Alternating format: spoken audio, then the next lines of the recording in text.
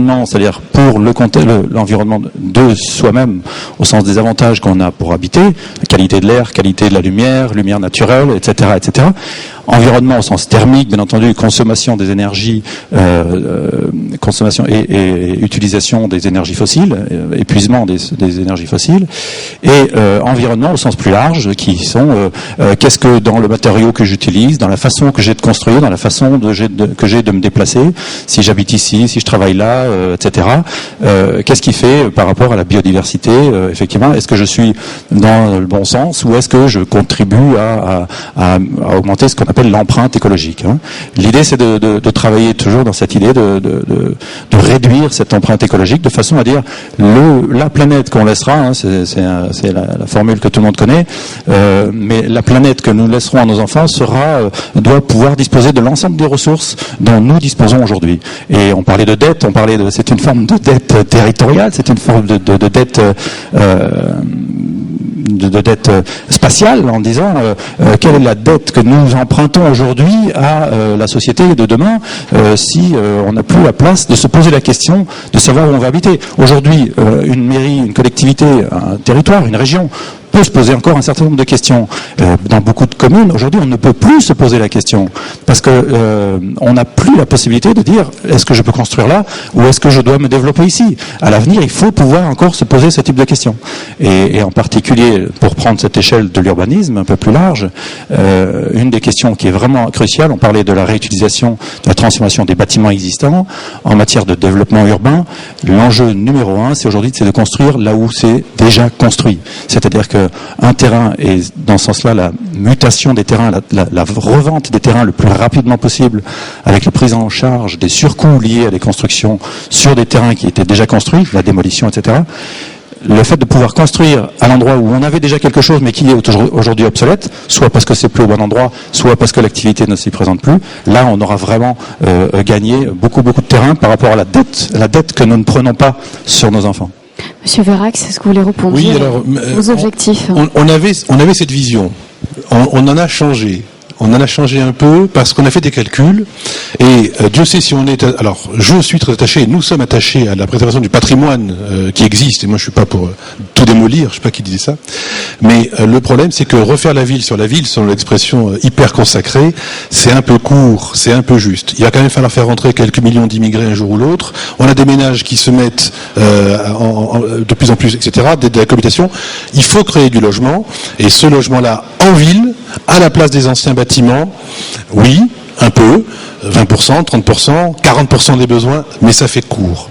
Donc, on est obligé d'aller voir un peu quand même ailleurs, de manière aussi intelligente que possible, avec de la maison, avec du bâtiment, etc. Je dirais, justement pour finir, que je suis très content que à la fois, en même temps, le gouvernement est intégré dans le nouveau dispositif qui s'appellera pas apparu, mais qui est apparu, est intégré la rénovation en gros thermique des bâtiments anciens, faiblement, mais il y a un signe qui est donné, de manière à ce qu'on se dise pas systématiquement on démolit pour reconstruire. Donc ça, je trouve que c'est vraiment important parce qu'on a un vrai patrimoine national, historique, architectural, et je vois pas pourquoi tout d'un coup, il y a qu'à voir ce qu'on fait quand les politiques et les architectes, parfois ce sont des promoteurs, se mettent à faire ensemble des ensembles généraux, on l'a vu, en général, il faut démolir 30 ans après. Donc, il ne faut pas créer tout d'un coup comme ça des milliers de logements. Et la Fédération des promoteurs, justement, accompagne ce changement. Elle va changer de nom dans quelques semaines en intégrant l'ensemble de ces métiers, c'est-à-dire à la fois l'aménagement qu'elle fait déjà un petit peu, mais également la gestion des logements derrière, parce que 3 ans après, les gens habitent encore là, les gens louent. 15 ans après, même s'il n'y a plus de décennale, il y a encore une responsabilité. Et donc, on va couvrir l'ensemble de ces métiers. Dernier mot pour Monsieur Vérac, pour l'Union des maisons françaises, vous qui êtes un peu en périphérie des agglomérations, comment est-ce que vous voyez vos missions pour construire durable, pour construire demain?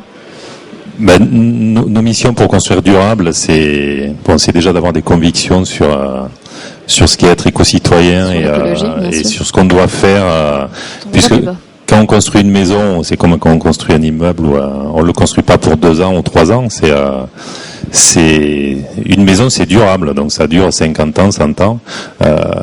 Donc aujourd'hui, notre mission, c'est de bien intégrer justement tout le qualité environnementale de la construction, de sa consommation dans le temps pour pas, alors là ça ne va pas endetter en termes financiers, mais pas endetter les générations futures en termes de consommation d'énergie.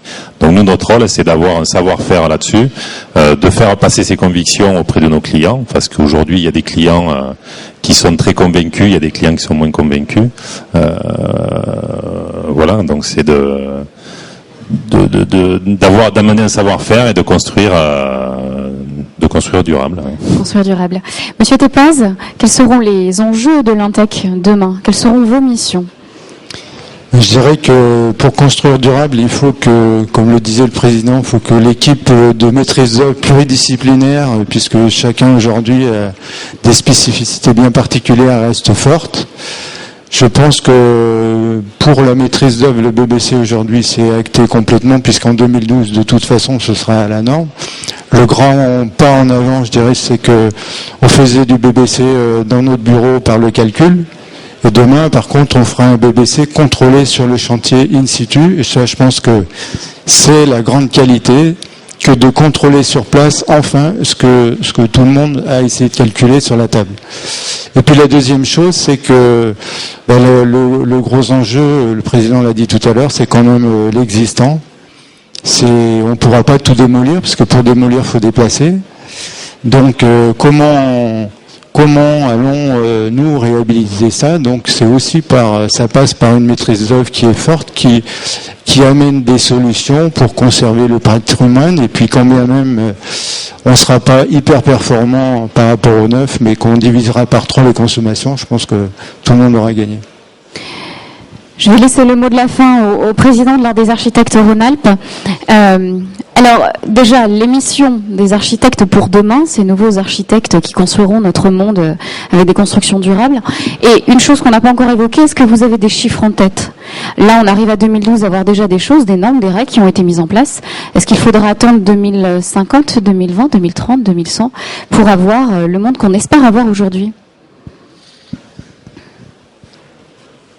Donc, les architectes ont besoin de se former. C'est ce que nous faisons en matière d'éléments durables.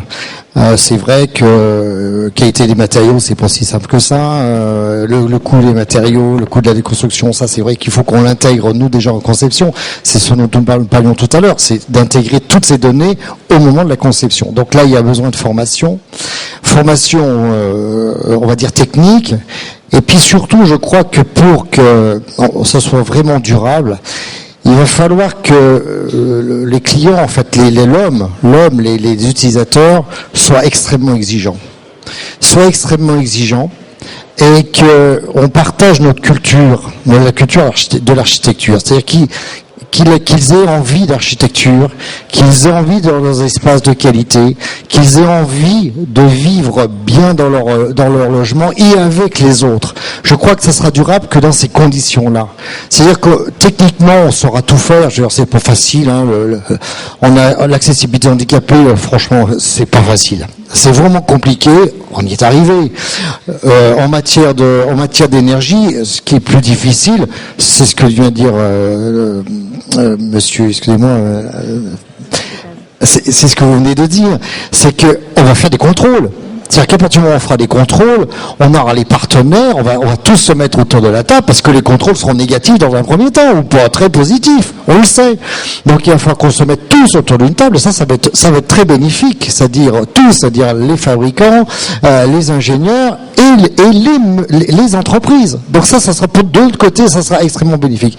Et les promoteurs, constructeurs, ça sera bénéfique. Mais ce qu'il faut en amont, c'est que les hommes, que ceux qui ont envie de vivre à un endroit, que ce soit au logement d'ailleurs ou dans les équipements collectifs, ont une vraie envie d'architecture.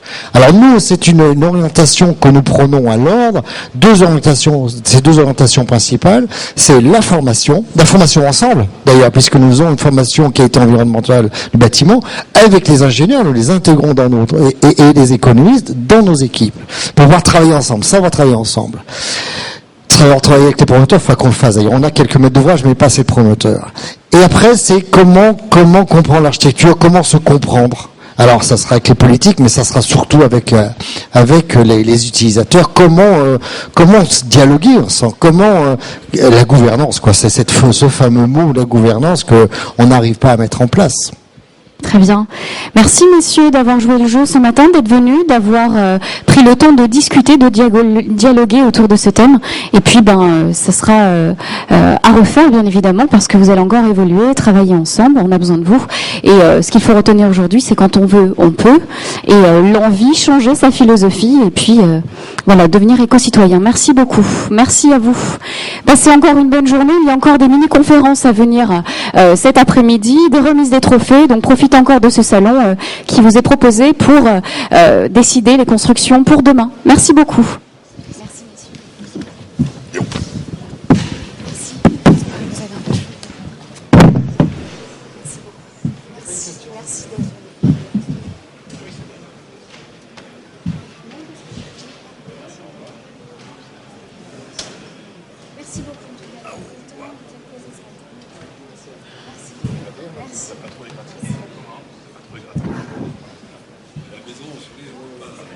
C'est un peu comme la FNAC. Difficilement, on va dire un mot un petit peu comme ça.